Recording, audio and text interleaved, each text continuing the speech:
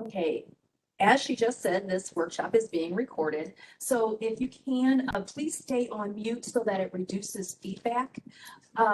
At some point, the recording will be uploaded to the city's website. And I have provided a link to the city's website on the last slide of the PowerPoint presentation. If you could please type your first and last name, the child care facility you are representing, telephone number, and email address in the chat. We will address questions at the end of the workshop, and if you can, also please type any questions in the chat.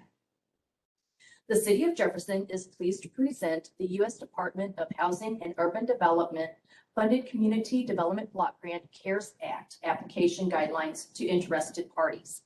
The guidelines are intended to explain federal and local goals of the CDBG CV program and to assist you in applying for CDBG CV.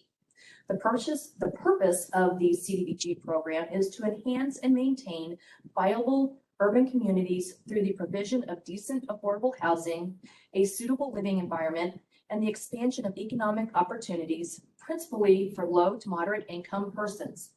CDBG is an important tool for assisting local government agencies to tackle serious challenges facing their communities. The CDBG program has made a difference in the lives of millions of people and their communities across the nation. The City of Jefferson became an entitlement community in 2004 and was entitled to receive an annual block grant award directly from the Department of Housing and Urban Development. This direct entitlement allows the City Council to have greater local control of funds by selecting projects to receive grant allocations and ensures greater accountability to Jefferson City citizens. The City of Jefferson received an allocation of $413,435 in CDBG CV funding to prevent, prepare for, and respond to coronavirus. Your organization's cooperation and collaboration with the City of Jefferson in keeping appropriate records on the use of the CDBG CV funds is important. Applicants may apply for up to $50,000, no match required.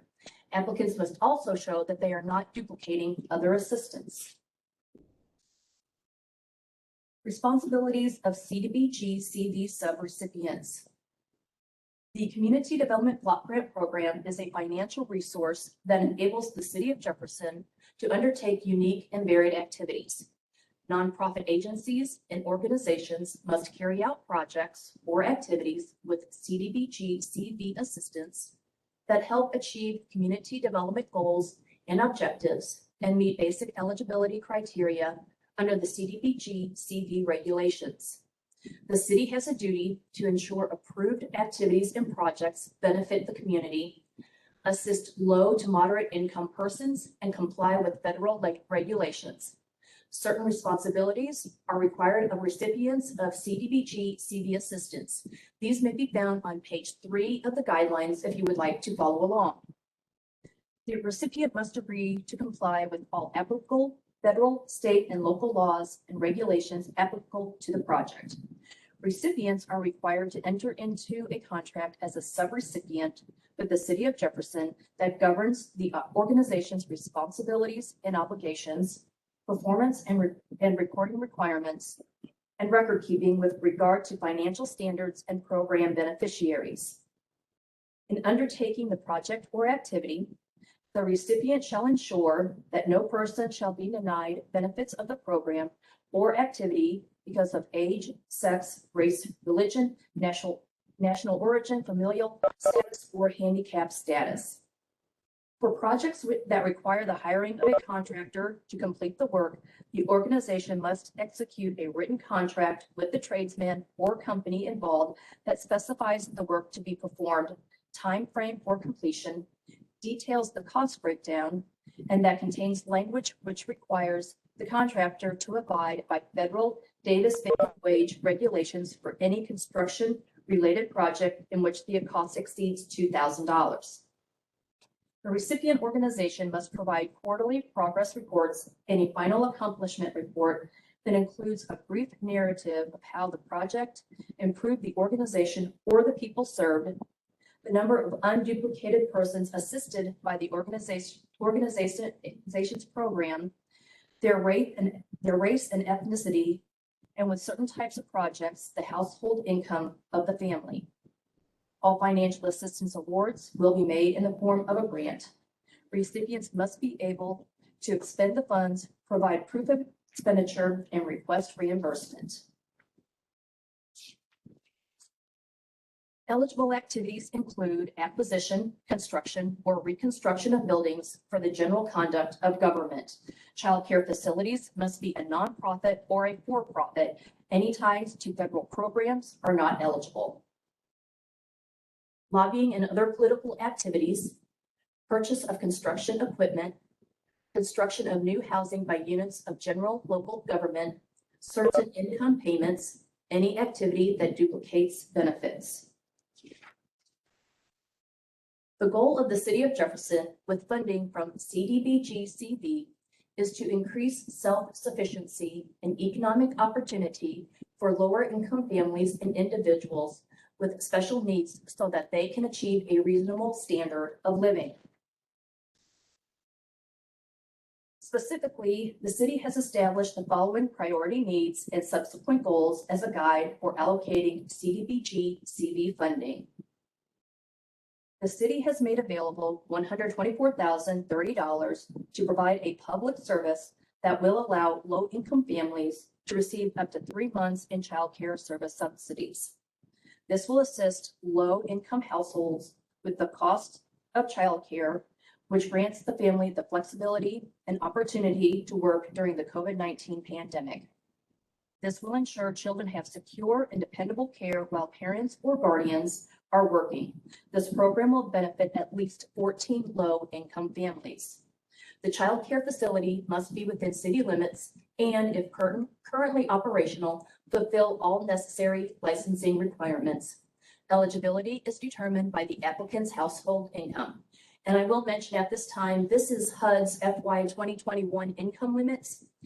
And usually they go ahead and update those income limits in April. So next April of 2022 would be, they would update those income limits. But at this time, what we are going by is an income limit that must be at or below $42,950.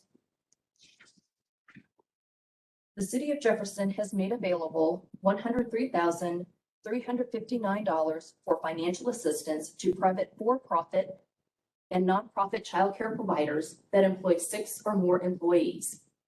This program will benefit at least 3 low-income families. Eligible activities for this program include acquisition, demolition, construction, reconstruction, rehab of real property, staff training, equipment purchase, and/or operating capital. Again, eligibility is determined by the applicant's household income. For child care providers that employ 5 or fewer employees, the City of Jefferson has made available $103,359 for financial assistance to child care facilities that employ 5 or fewer employees, including the owner. All project requests must present a nexus to COVID-19 prevention, preparation, and response. This program will benefit at least 3 low-income families. Again, eligible activities include acquisition, demolition, construction, reconstruction, rehab of real property, staff training, equipment purchase, and/or operating capital. Recipient child care provider must seek to retain, rehire, or create at least 1 job for low to moderate income individuals. Eligibility is determined by the household's income or the business is located within a low to moderate income area, census tracts 105, 106, and 207, and primarily serves local residents. In addition, child care facilities must meet the following qualifications.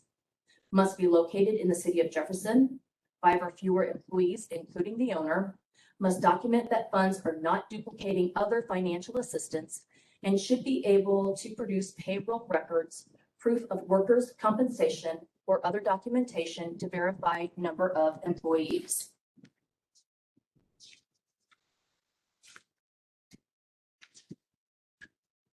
Other child care provider requirements include the child care provider must be licensed with the Missouri Department of Health and Senior Services, and a list of licensed providers may be found at the link provided. The child care provider must be a registered City of Jefferson vendor. The child care provider is responsible for obtaining income verification for all interested child care subsidy applicants. CDBG CV grants will be subject to oversight, reporting, and requirements that each grantee have adequate procedures to prevent the duplication of benefits, which means grant funds may not be used to pay costs if another source of financial assistance is available to pay that cost. Before a grant is awarded, the city will conduct an online record search at sam.gov to ensure that any business benefiting from CDBG CV funds is not suspended or debarred from federal funding. The city reserves the right to consider historical information and facts, whether gained from the application, references, or any other source in the evaluation process, including applicants' past working or business relationship with the city, if any.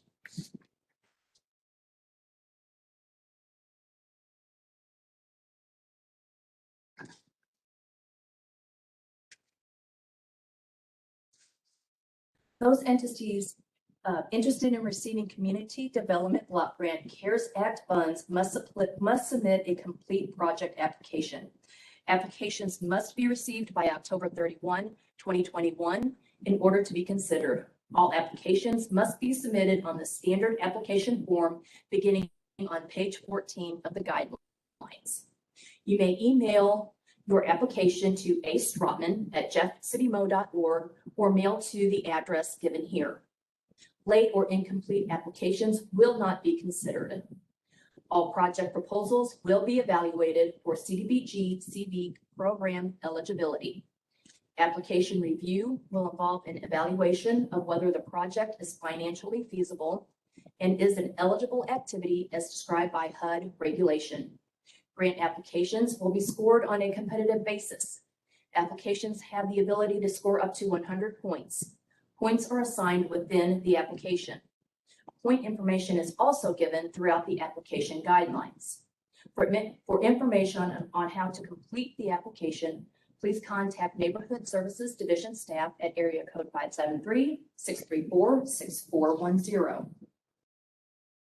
Applications will be accepted through October 31, 2021. Anticipated awards will go out winter of 2021. Deadline for eligible spending is December 31, 2022. And again, please contact Neighborhood Services staff if the project needs additional time at area code 573-634-6410. At this time, I will go through the application questions. In this section, I will not go through all of the questions as some of them are self-explanatory. If you have questions on any of these application questions that I have skipped, please let me know when I address these at the end of the workshop. The first question I will go over is question 6, DUNS number. All entities that apply for federal funds are required to have a DUNS number, a unique 9-character number assigned to that individual entity. The federal government uses this number to track how federal money is allocated. To request a DUNS number, visit this website. This process is free and generally takes no more than 1 business day. Question 8, ownership. Identify the owner and/or responsible person. If the child care facility has multiple owners, please provide their names and the percentage of the business owned. If the child care facility is a nonprofit, please provide the person acting as the responsible person for this grant. Question 9, staffing levels. The purpose of this question is to establish a baseline of employment with the applicant's business or organization. Question 10, applicant's annual operating budget. Please provide the applicant's annual operating budget. This will require supporting documentation through a profit loss statement, IRS Form 990, audit, financial statement, or other supporting evidence of an operational budget.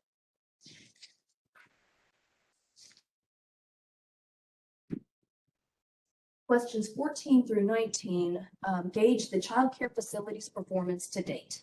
Up to 10 points will be awarded in this section based off of capability to manage a federal grant. Question 14 asks years of operation. How long has your business or organization been in operation? Question 15 asks about federal grant experience. Does your business or organization have experience with federal grants? Prior experience with federal grants will award the application with 2 points. Question 16 asks about CARES Act funding. Did your facility receive CARES Act funding from a different source?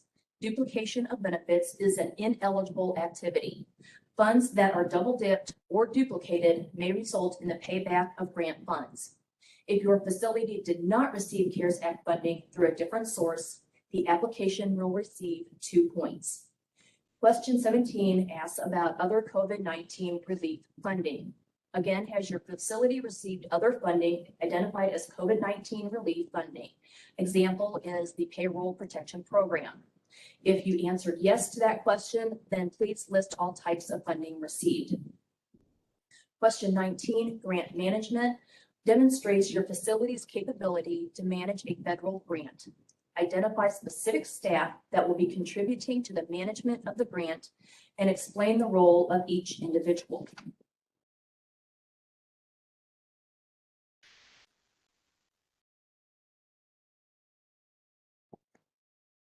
Questions 20 through 25 provide the opportunity for the applicant to fully describe how the funds will be spent. Up to 60 points will be awarded in this section. Question 20 indicates the total amount requested through this application. Question 21, how many low to moderate income employees will your facility hire or retain? A low to moderate income employee is considered to be an individual that makes less than $42,950 per year. Up to 10 points may be awarded for employment that is considered full-time by the IRS, 30 to 40 hours per week. Up to 2 points may be awarded for employment that is considered part-time by the IRS, 29 hours or less per week. Question 22, please explain the reason your facility needs CARES Act relief funds. This is the section of the application where demonstration of need can be awarded up to 10 points. Explain how COVID-19 negatively impacted your facility or plans to open a facility. Question 23, indicate if your project proposal includes construction. This may include retrofitting your space, additions, new construction, etc. Question 24, explain how the funding request prevents, prepares for, and/or responds to coronavirus. This section can be scored up to 10 points. Nexus to the coronavirus can be as direct as public health implications as well as economic impacts. The funding request must be tied to COVID-19 as a requirement of this grant opportunity. Question 25, as detailed as possible, please explain exactly why your funding request will provide. This section may be awarded up to 30 points. This part of the application provides the opportunity to sell your project.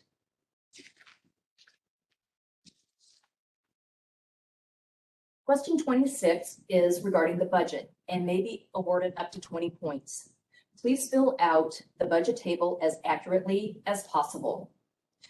I will go through the budget just a little bit for examples and that type of thing. And then if you have any questions at the end, I will answer those at that time.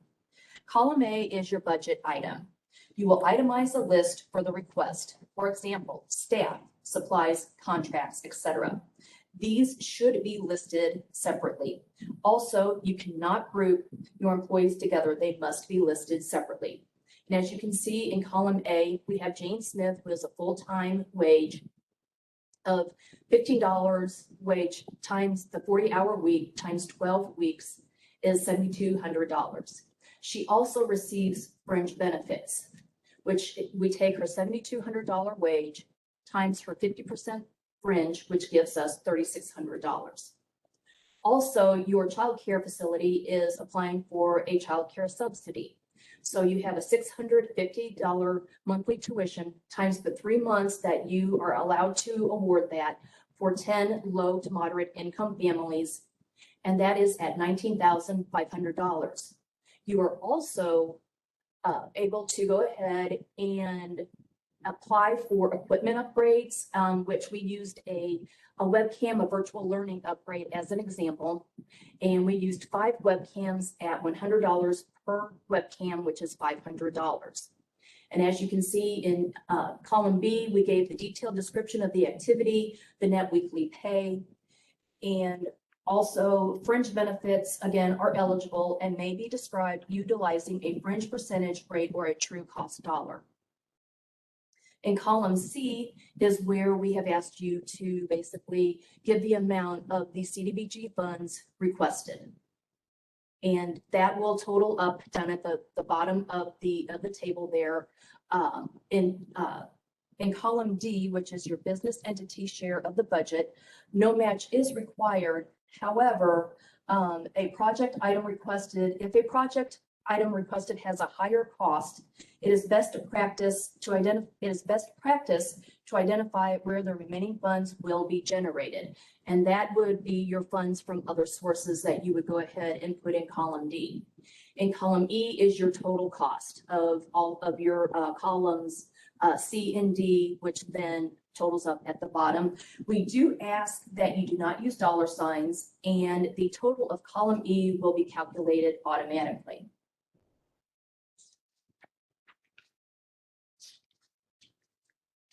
Right now, I'm going to go over the supporting documentation checklist. This section may be awarded up to 10 points. For submission of all applicable documents, I will address each of these. Entity certification required. This certification outlines expectations between the applicant and the City of Jefferson. Please note the city will verify proper licensure. Certification of no supplanted funding required.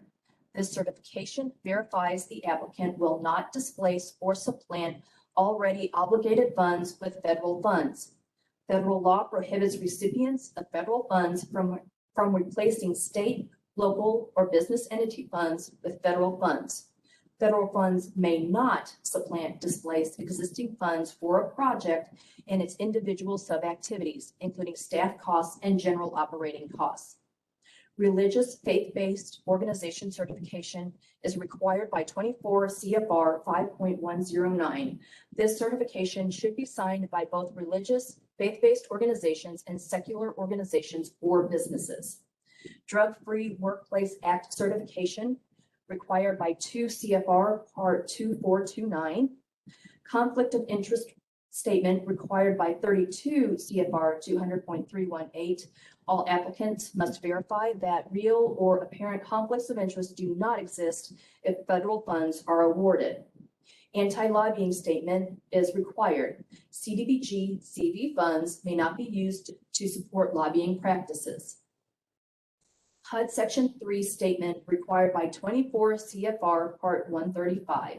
Section 3 pertains to economic opportunities for low and very low income persons. Section 3 ensures to the greatest extent feasible that training, employment, contraction, and other economic opportunities be directed to low and very low income persons. 501c3 IRS nonprofit designation letter, if applicable. This is a requirement for nonprofit organizations only. Organizational chart. This is not required, but may better demonstrate the applicant's organizational makeup to the grant reviewer. Financial documentation required. This is a requirement again for question 10. Please provide at least one of the following: audit, financial statement, profit loss, Form 990, or other form of documentation that demonstrates the facility's annual operating budget. Certification of responsible person. A responsible person from the applicant organization must sign and date the application. Applications without signatures will not be scored. Application submittal. Electronic submittals are preferred. Please submit completed application packets to the Neighborhood Services Division at jcplaning@jeffcitymo.org or to astrotman@jeffcitymo.org. If submitting a hard copy application, please drop off or mail a completed application to the address below.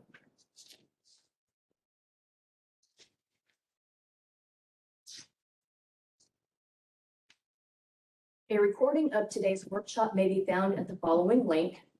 Again, my name is Ann Strotman. I can be reached Monday through Friday, 8 a.m. to 5 p.m. at area code 573-634-6358 or by email at astrotman@jeffcitymo.org. I will address questions that you have at this time.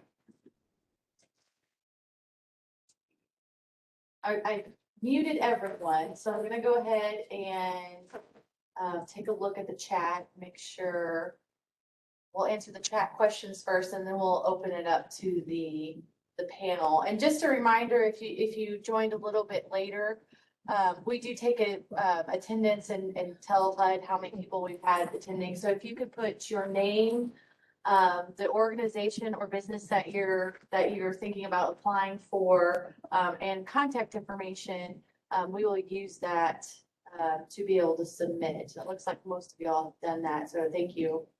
I have a question. Does CARES Act funding include PPE loan or employee retention? So I'm assuming, are you talking about PPE as in personal protection equipment? And I'm going to go ahead and unmute everybody. So you have the opportunity to speak. And this is from Julie Schmitz. Or I'm sorry, woohoo, we're going fast. The chat automatically scrolls, y'all. Oh, So PPE, you can apply for this funding opportunity if you're wanting to address some of the personal protection equipment within your organization. You can apply for masks, cleaning supplies. If you need to bring in a cleaning company, I know there's a lot of companies out there that are going in and they're sanitizing the areas. That would be an eligible expense. When you contract out a service, there is an extra level of procurement that's required by the federal government. But we could get with you on that after your grant administration. Employee retention, that is one of the goals of this project. You can, and I know we talked about supplanting funds a little bit. You can hire new employees. You can give employees pay increases. However, I will forewarn, if you are interested in doing that, it cannot come in the form of a bonus or a one-time supplemental pay opportunity. You can initiate sort of a hazard pay initiative, but there has to be a policy within your organization that would support that. If you are looking at doing pay increases, say you pay your people $13 an hour and you want to raise it to $16 an hour, you can do that as well. But once the funding is out, there would be the expectation that that salary rate stays.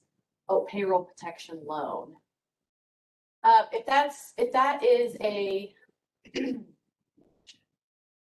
that is part of, I'm gonna go ahead and stop sharing so y'all can see my face.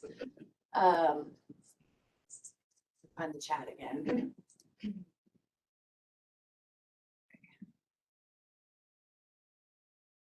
Sorry, the chat automatically scrolls, so as people get pulled into it, find my question again. Okay, so they're talking about a payroll protection loan. I'm not familiar with that one. If that's the PPP program through the Small Business Administration, that would be a duplication of benefit. So if you apply to the SBA for the payroll protection program, you want to make sure that you're not double dipping funds. So what the federal government is wanting to make sure that you do not do is they want to make sure that you're not going over to the Small Business Administration and you're not going to HUD and applying for the same activities. Now, if you use the PPP loan and it paid for 3 out of 5 of your staff members and you're going to go back and capture the other 2, that's something that is eligible, and that's not a duplication of benefit, but you just cannot double dip the funds. Let's go to the next question.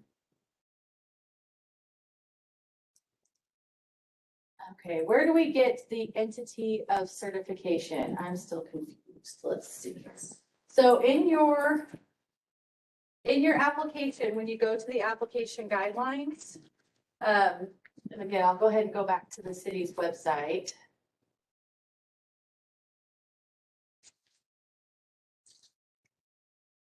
Bear with me. Okay, so when you click on the city's website and you scroll down, you should see two links.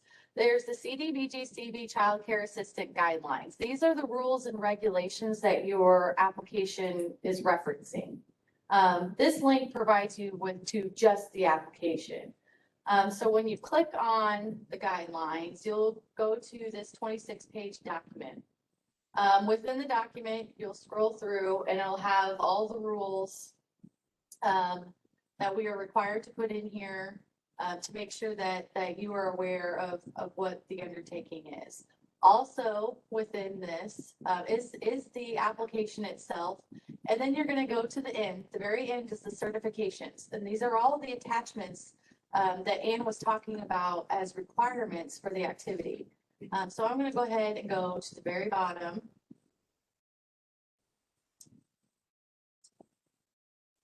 And Ann says they start on 19, so that's where we will go.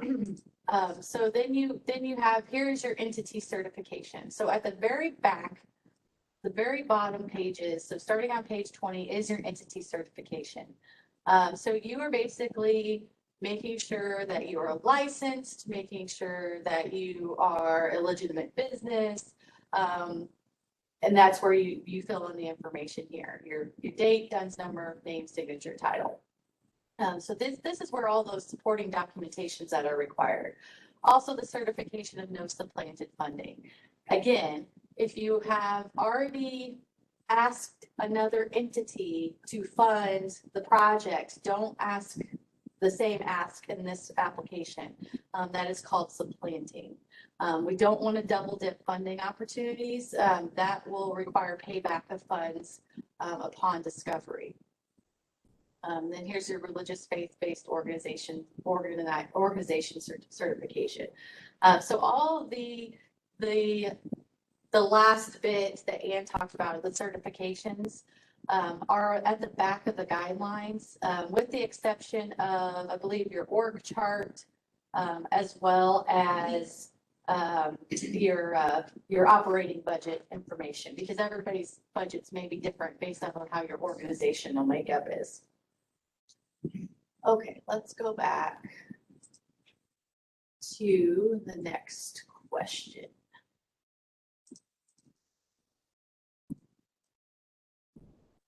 Okay.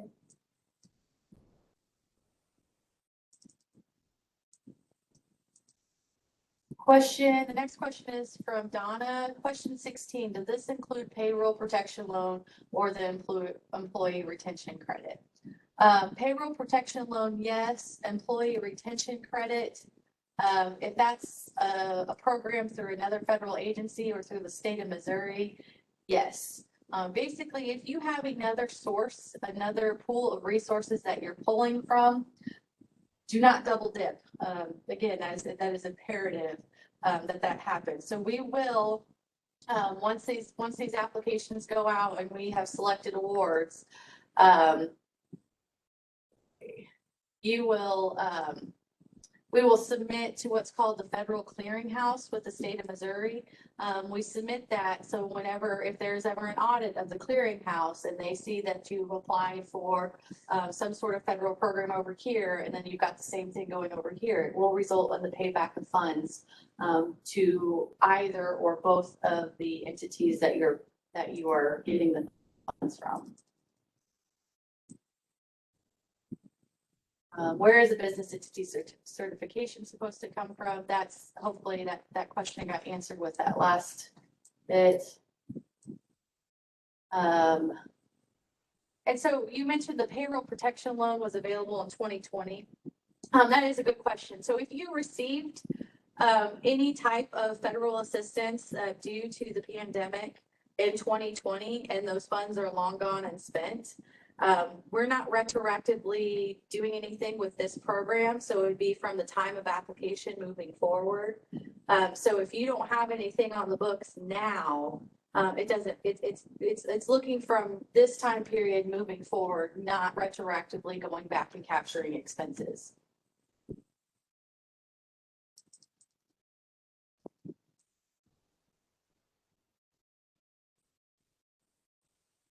Does the child and adult care food program count as federal grant experience? Absolutely.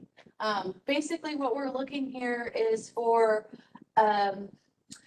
free money is not free. And a lot of times we get applicants that we sub-grant to, if they haven't had federal grant experience, it can be overwhelming with the types of reporting that is required. And we just want to make sure that people are prepared to accept the funds, because it does require some work. It is a shift.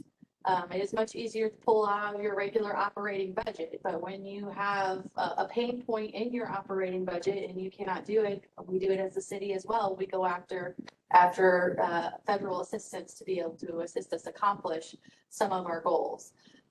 So yes, that counts as federal experience. You are doing the reporting. You're probably capturing some data for them. I believe it does. Can you give the next question is, can you give some examples of construction or reconstruction that would qualify? Yes. So one of the things that we wanted to make sure that that was eligible. So a good example of a construction project would be retrofitting your classroom space to make it more accommodating for social distancing. We've seen a lot of schools that have been changing the environmental design of their classroom space to be able to accommodate social distancing, to be able to accommodate more virtual learning. All of that, we understand that all takes, it's a change from a teacher standing at a whiteboard and teaching a class in front of, 25 to 30 students in a traditional classroom space. I'm assuming that there's also issues with daycare or childcare facilities. So we just want to make sure that option is there.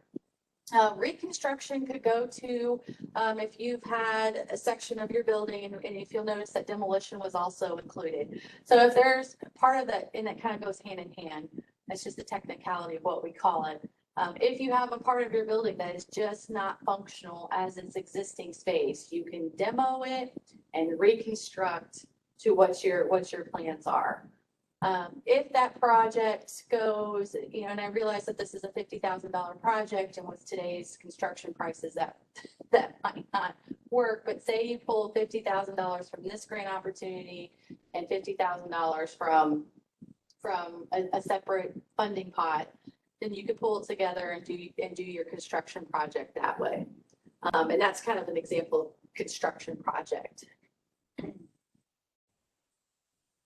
When you say this time period, do you mean November 2021? I mean from the time that your application is submitted. So I'm assuming that's what you're referencing. So we're not going back to March of 2020. We're not going back to, we're basically going from the expenditures of your award. Whenever you receive your award, that's when the clock starts. That's when you can start expending the funds. That's when you can start paying some of your service providers. That's when the activities begin. So when you're putting together your application, you probably want to start thinking about what your organization looks like now. Do not go back because we're not going to retroactively expend. I feel like that's where we're going to run into the double dipping problem. So this is from this time period moving forward. And reconstruction include playground repairs. That will be up to you to justify within your program proposal. Because again, remember, you have to justify how you are responding to COVID-19.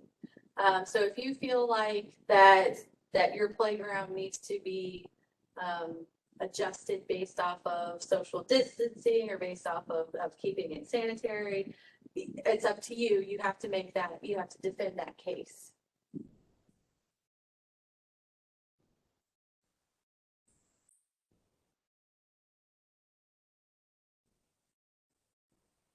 Okay, another question. I have a bid for my project. Depending on contractor schedule, it may be a waiting game.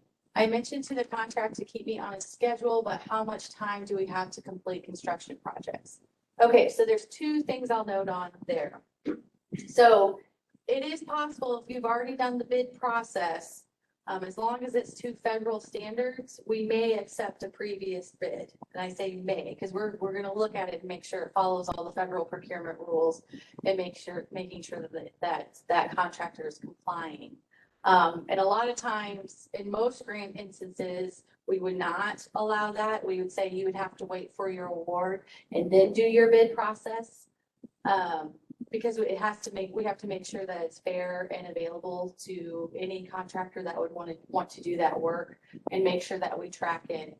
And then we also bring in Davis-Bacon, Section 3 requirements, that the contractors bring in other additional requirements, which we are more than happy to walk you through. But that's a big maybe, because you've already done the bid process. But then your second kind of part of that question was about the timeline. We are anticipating funds to be spent through December of 22. We as a city have longer than that. We kind of built an extension request time. I get it. You know, you put down something on paper, it doesn't work out that way. There's construction delays. We understand that there's a supply issue across the country right now. You know, try to push that timeline, but if it comes to the point where you think that you're going to creep into 2023, that's when you let us know, and we work with you to grant an extension on your award should you receive the grant.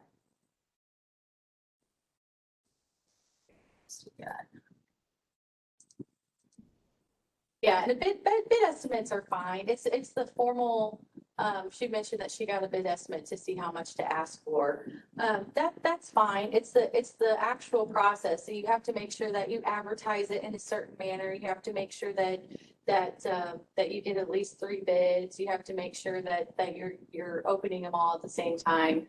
It's just a little bit more of a formal process than what some folks may be used to, but we can walk you through that. We have to do it on everything that we bid for, so it's kind of an old hat for us. And I'm sure a lot of you have also done the similar situation with other federal grants or state grants. So yeah, that's fine.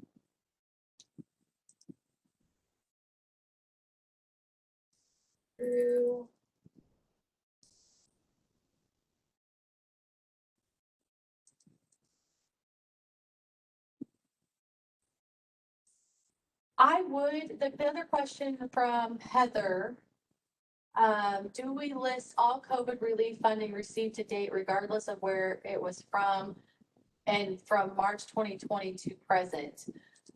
If you are still actively spending that money,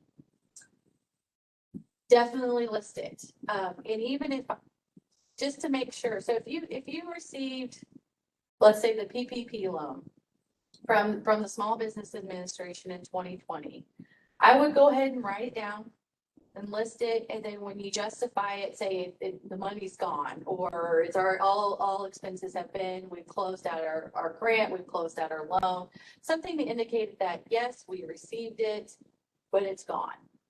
Then that will indicate to us that, yes, you did receive the COVID relief funding, but it's not a resource pool that you're drawing from. Because again, what we're looking for is to make sure that you're not double dipping the funds that's given through a different federal agency or even through the state. And then Julie put, I will want you to walk me through it if awarded. So we're undergoing this process as just an apple, because this is our first rodeo too. We've never done a grant opportunity like this. Everything that the documents that you're looking at, the program concept, we did kind of pull from other cities, but we essentially made it from scratch. So some of the questions you might ask we have to do it too. So we wanted to really offer an application workshop to just walk you through the process. And a lot of it, you know, you could go through and you say, well, it's all listed right here, but sometimes it helps to talk it out. If you are awarded, and so we'll have this open until October 31st. We'll have a group score the grant, and then then your organization or business should find out sometime this winter. We're hoping, you know, the sooner the better, obviously. But again, we have to create all those award documents from scratch as well.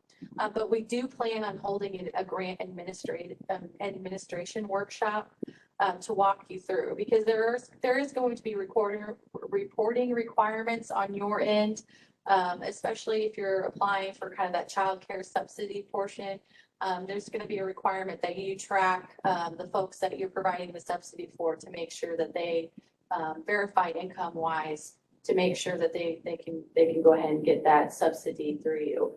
So yes, this is just the intro to the application. After the award process, we will do a grant administration workshop, whether that's in person or virtual. We'll see what the climate is.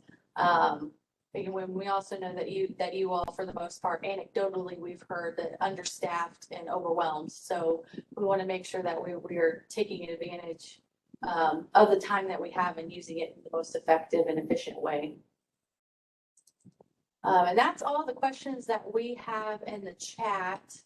I did mute everyone, but everyone should have the capability to unmute should you choose. Would anybody like to ask a question that's within this webinar?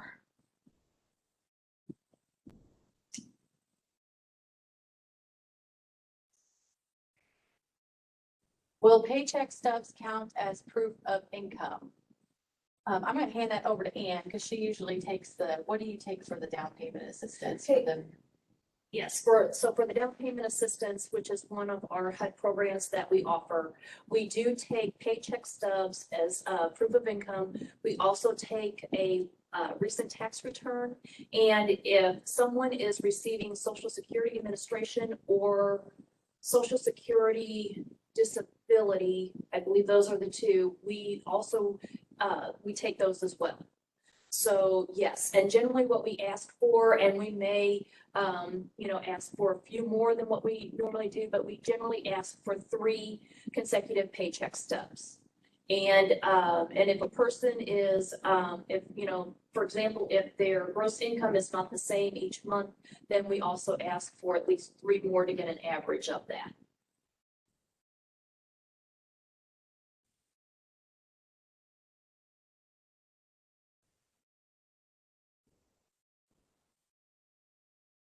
Do we have any more questions?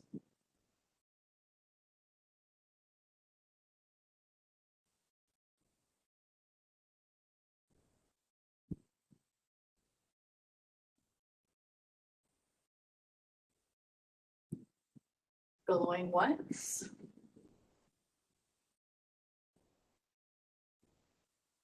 Going twice. Hey, Ian.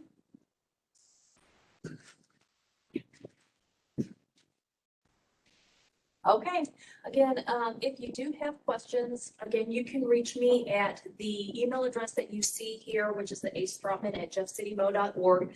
And also I have given my my direct telephone number. I will go ahead and the PowerPoint that I was going off of, I will go ahead and put that on the city's website as well.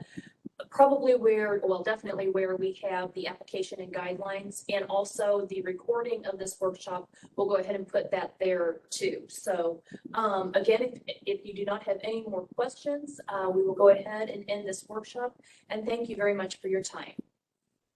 Also, before the recording generally takes about 24 hours to cycle through WebEx. So if you don't see it, later tonight or even in the morning, we have to wait for WebEx to provide it. I just want to put that out there. But thank you all for participating. We can't wait to see your applications. Thank you.